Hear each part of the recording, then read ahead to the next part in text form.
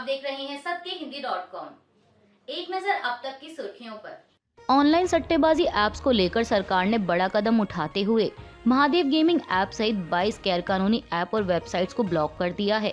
Press सूचना bureau के माध्यम से इस बारे में जानकारी देते हुए सरकार द्वारा कहा गया है कि इलेक्ट्रॉनिक्स और सूचना प्रौद्योगिकी मंत्रालय ने महादेव सट्टेबाजी ऐप और रेड्डी अन्नाप्रिस्टोप्रो सहित 22 अवैध सट्टेबाजी ऐप्स और वेबसाइट्स के खिलाफ ब्लॉकिंग आदेश जारी किए हैं। वहीं इस मामले को लेकर इलेक्ट्रॉनिक्स और सूचना प्रौद्योगिकी राज्य मंत्री राजीव चंद्रशेखर ने छत्तीसगढ़ की बघेल सरकार को घेरते हुए कहा कि छत्तीसगढ़ सरकार के पास धारा 69 IT अधिनियम के तहत वेबसाइट या ऐप को बंद करने की सिफारिश करने की पूरी शक्ति थी। हालांकि उन्होंने ऐसा नहीं किया और राज्य सरकार द्वारा ऐसा कोई अनुरोध नहीं किया गया है, जबकि वे इसकी जांच कर रहे हैं। बता दें कि सरकार द्वारा ये कार्रवाई ऐसे समय पर की गई है जब कल रविवार को एक वीडियो सामने आया है। इसमें सट्टेबाजी ऐप मामले में वांटेड शुभम सोनी ने मुख्यमंत्री भूपेश बघेल पर आरोप लगाते हुए कई दावे किए हैं। आरोपी ने कहा कि उसने सीएम बघेल को 508 करोड़ रुपए दिए, बावजूद इसके उसका काम नहीं हो पा रहा और उस पर ईडी की कार्रवाई शुरू हो गई है। इसके साथ ही उसने ये भी कहा कि सीएम बघेल ने ही उसे दुबई जाने की सलाह दी थी। वहीं अब महादेव सट्टेबाजी ऐप में आरोपी शुभम सोनी के इस वीडियो ने राजनीतिक पारा चढ़ा दिया है। जहां बीजेपी इस वीडियो को लेकर मुख्यमंत्री भूपेश बघेल पर लगातार हमलावर है, तो वहीं कांग्रेस की ओर से भी पलटवार जारी है। महादेव गेमिंग ऐप मामले में आरोपी शुभम सोनी के दावों का मुख्यमंत्री भूपेश बघेल ने जवाब दिया है। उन्होंने इस मामले में अपना नाम घसीटे जाने पर कड़ी प्रतिक्रिया देते हुए कहा कि आज कुछ समाचार चैनलों ने एक वीडियो दिखाया है जिसमें वह व्यक्ति ये दावा कर रहा है कि वह मुझसे मिला और मैंने उसे संरक्षण देने का आश्वासन दिया और उसे दुबई जाकर व्यवसाय करने का भी सुझाव दिया। मुख्यमंत्री ने कहा कि मुझे आश्चर्य है कि एक अनजान व्यक्ति के बयान को सभी जिम्मेदार टीवी चैनल किस आधार पर चला रहे हैं, सिर्फ इस आधार पर कि इसमें मेरा नाम है। उन्होंने कहा कि क्या यह मानहानि का मामला नहीं है।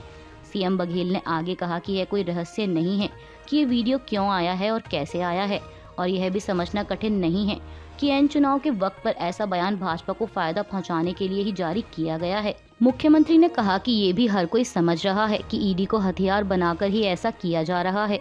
दरअसल बीजेपी अब ईडी के सहारे ही चुनाव लड़ रही है और मुझे बदनाम करने के लिए ईडी का इस्तेमाल कर रही है।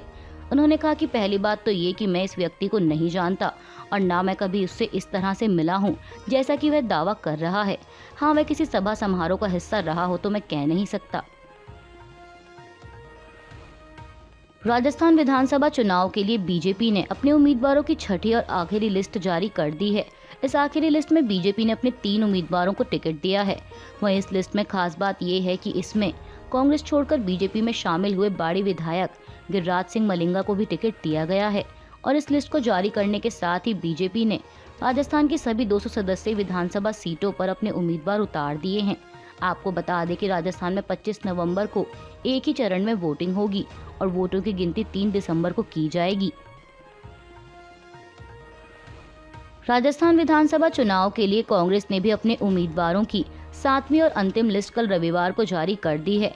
कांग्रेस ने अपनी इस लिस्ट में 21 उम्मीदवारों को मैदान में उतारा है और इस लिस्ट में गौर करने वाली बात यह है कि कांग्रेस ने सीएम गहलोत के विश्वास पात्र और राजस्थान पर्यटन विकास निगम के अध्यक्ष धर्मेंद्र राठौड़ का टिकट काट दिया है।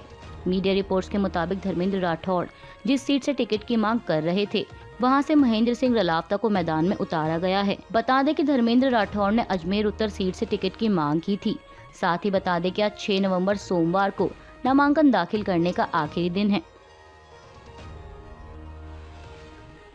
दिल्ली में लगातार बढ़ते प्रदूषण ने राजधानी की हवा को जहरीला कर दिया है।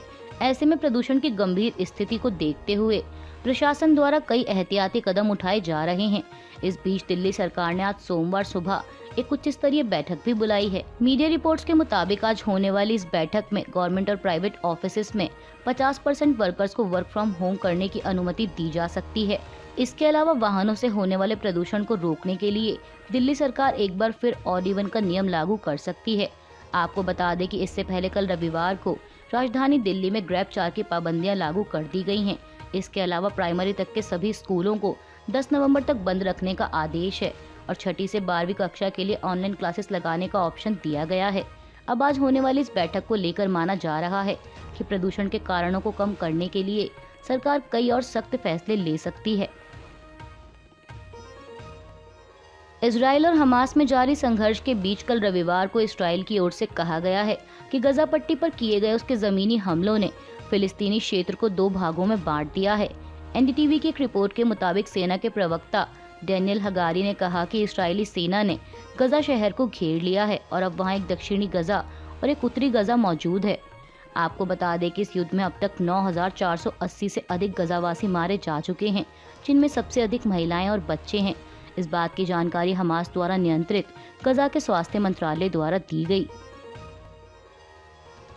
आम आदमी पार्टी की मुश्किलें कम होती नहीं दिख रही। जहां एक तरफ दिल्ली सरकार के मंत्रियों पर जांच एजेंसियों का शिकंजा कसा हुआ है, वहीं अब इस बीच दिल्ली की आम आदमी पार्टी को एक और बड़ा झटका लगा है। एनडीटीवी की एक रिपोर्ट के मुताबिक किराड़ी विधानसभा के सभी आम आदमी पार्टी पदाधिकारी और कार्यकर्ताओं ने पार्टी से इस्तीफा देकर कांग्रेस का दामन थाम लिया है। वहीं दिल्ली प्रदेश कांग्रेस कमेटी के अध्यक्ष अरविंदर सिंह लवली ने सभी का पार्टी में स्वागत किया। रेव पार्टियों में सांप के जहर के कथित इस्तेमाल के आरोपों से घिरे यूट्यूबर और बिग बॉस OTT 2 के विनर एल्विश यादव पर FIR दर्ज की गई है। वहीं अपने खिलाफ की गई इस कार्रवाई को लेकर एल्विश यादव ने कल एक वीडियो जारी कर कहा था कि सच्चाई जल्द ही सामने आएगी। हिंदुस्तान टाइम्स की एक रिपोर्ट के मुताबिक एक ब्लॉग पोस्ट में एल्विश यादव ने मेनका गांधी पर अपनी छवि खराब करने का आरोप लगाते हुए कहा था कि सच्चाई जल्द ही सामने आएगी। मेनका गांधी ने मुझे सांप सप्लायरों का मुखिया कहा, मैं उनके खिलाफ मानहानि का मुकदमा दायर करूंगा। एल्विश ने कहा कि मैं उन्हें नहीं छोड़ूंगा। अब मैं इन सभी चीजों को लेकर एक्टिव हो गया हूं। पहले मैं सोचता था कि मैं अपना समय बर्बाद ना करूं, लेकिन अब मेरी छवि प्रभावित हो रही है। मैं अब इस मामले को लेकर हरियाणा के मुख्यमंत्री मनोहर लाल खट्टर की भी प्रतिक्रिया सामने आई है।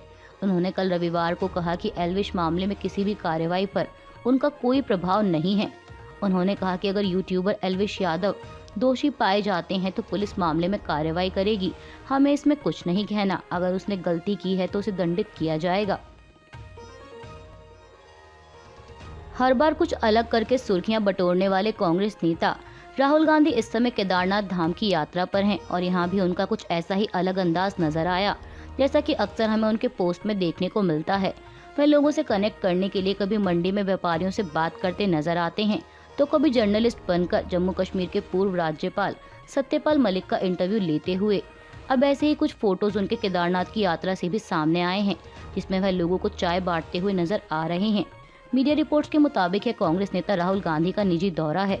वह कल रविवार 5 नवंबर को यहां पहुंचे थे और 3 दिन यहीं रहेंगे। क्रिकेट वर्ल्ड कप 2023 का 37वां मुकाबला कल रविवार 5 नवंबर को कोलकाता के ईडन गार्डन स्टेडियम में खेला गया। इस मैच में भारत की टीम ने साउथ अफ्रीका को 83 रनों पर ही ऑल आउट करके इस मुकाबले को 243 रनों से जीत लिया है। आपको बता दें कि इस वर्ल्ड कप में भारत की लगातार 8वीं जीत है। भारतीय टीम अब तक एक भी मुकाबला नहीं हारी है और अपनी इस जीत के साथ ही वह पॉइंट्स टेबल में पहले स्थान पर आ गई है। यानी अब इंडिया लीग स्टेज खत्म होने के बाद भी पॉइंट्स टेबल में पहले स्थान पर ही रहेगा। महिला एशियन चैंपियंस ट्रॉफी का फाइनल मुकाबला कल रविवार को रांची के एक स्टेडियम में खेला गया और इस मुकाबले में भारतीय महिला हॉकी टीम ने जापान को 4-0 से हराकर एशियाई चैंपियंस ट्रॉफी का खिताब देश के नाम किया। आपको बता दें कि भारतीय टीम ने दूसरी बार यह खिताब जीता है। वहीं भारत की इस जीत के बाद हॉकी इंडिया ने एक्स पर ऐलान किया कि प्रत्येक खिलाड़ी को 3-3 लाख रुपए इनाम के रूप में दिए जाएंगे और साथ ही सहयोगी स्टाफ के हर सदस्य को 1.5 लाख रुपए दिए जाएंगे। अभी के लिए बस इतना ही। बाकी की खबरों के लिए बने रहिए सबके हिंदी.com के साथ।